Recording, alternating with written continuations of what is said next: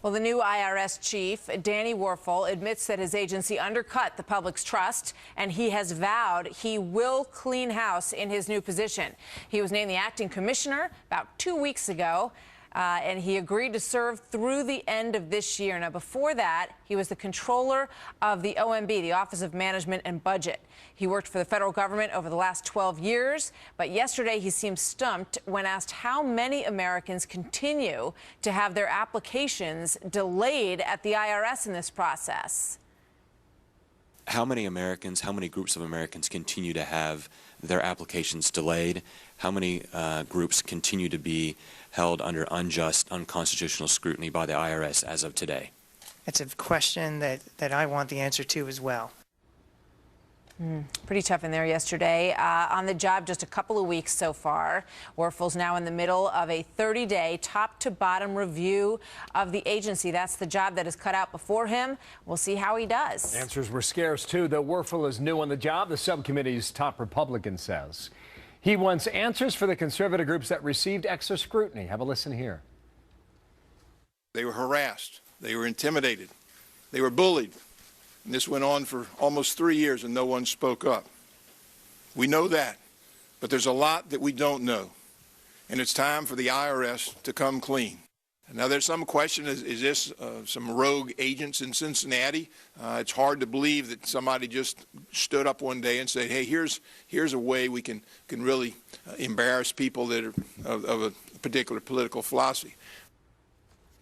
Well, one of the most shocking revelations from yesterday's hearing was that nobody seems willing to tell the Inspector General exactly who ordered them to sift out for these Tea Party groups, conservative groups. But Werfel says that he will get to the bottom of that question. Here he is from yesterday. So no one would acknowledge who gave the directive to do this. That's correct. In That response to question our has been asked. question during the audit phase of this. Mr. Werfel, are you satisfied with that No. response from the individuals in Cincinnati? Will No. you get to the bottom of that? We have to get to the bottom of that. I completely agree. No matter how high it goes up the chain, you will find out who made this order. We will uncover every fact. Well, that's the job that's set before them, and that remains the big question here. Stuart Varney is the host of Varney and Company on the Fox Business Network, and he joins me now. Stuart, J. Russell George, the Inspector General, who looked into all of this and has been testifying, said, we asked these so-called rogue, folks at the IRS in Cincinnati, who instructed you? Where did this directive come from to sift through these applications for conservative names and monikers in here? And he says he couldn't get them to answer that question. Yeah. Look, there is really a lot of frustration here. It's growing. It is intense frustration because there is a suspicion and clear evidence that the machinery of government was used to intimidate the president's political opponents in 2 election cycles. And yet we do not know who may or may not have orchestrated this, who demanded, and who organized this campaign. As you just heard, the investigator there, J. Russell George, he didn't look at that aspect within the IRS. 2 previous IRS directors said they're not going to name names and they don't know the answers anyway. And then Mr. Werfel said yesterday, yeah, he's going to find out, but that would be in the future. So who tilted the IRS in an election season? We still do not know, Martha. Yeah, I mean, there's a suggestion. J. Russell George says that he had no indication that it came from the White House. He doesn't know the answer to that question, he said, as you pointed out, from the IRS, because it wasn't part of their purview in that investigation. But that remains, Stuart, this central question here. And Lois Lerner and Stephen Miller, as you pointed out, they don't seem to know where this came from anyway. So you've got, the folks in Cincinnati pointing the finger in the direction of Washington, D.C., and the folks in Washington, D.C. pointing the finger back at the folks in Cincinnati.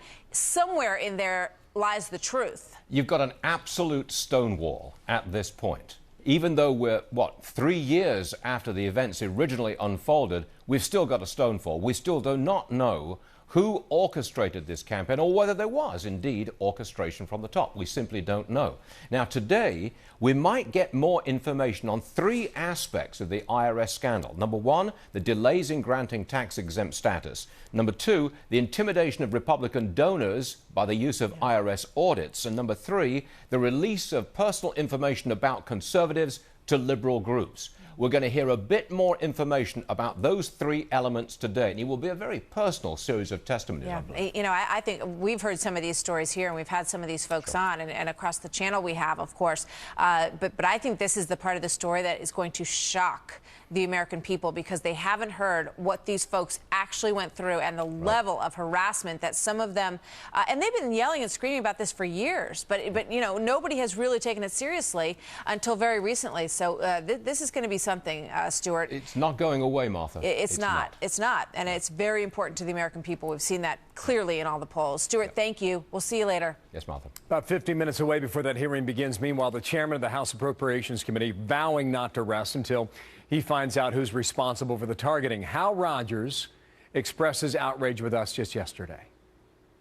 The alleged targeting of conservative organizations applying for tax-exempt status is a shameful violation of the intent of the Constitution.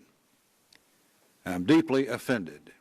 We will not tolerate another political enemies list. We've been there before. Hal Rogers was on our program also yesterday. This is the job approval number now as it reflects on the president over the past 34 days. Starting on May 1st at 48%. Approval line is in green here, taking up to June 3rd at 46%. You see the drop of about 2 points.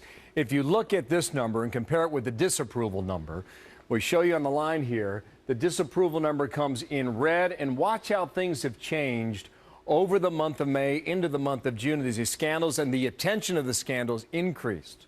How these lines got closer and closer together right around this mark here. It was about last Wednesday or last Thursday when the lines crossed, and here is where the president sits today, underwater at 49.3% to 46.6%. That's an average of all the polls put together on behalf of RealClearPolitics.com, Martha. So that is what? That's Reuters, that's Rasmussen, that's Gallup. That's Fox, that's us, ABC is in there, so gives you a bit of a good canvas as to what people are thinking and feeling right now across the country. It's got to get attention in the West Wing.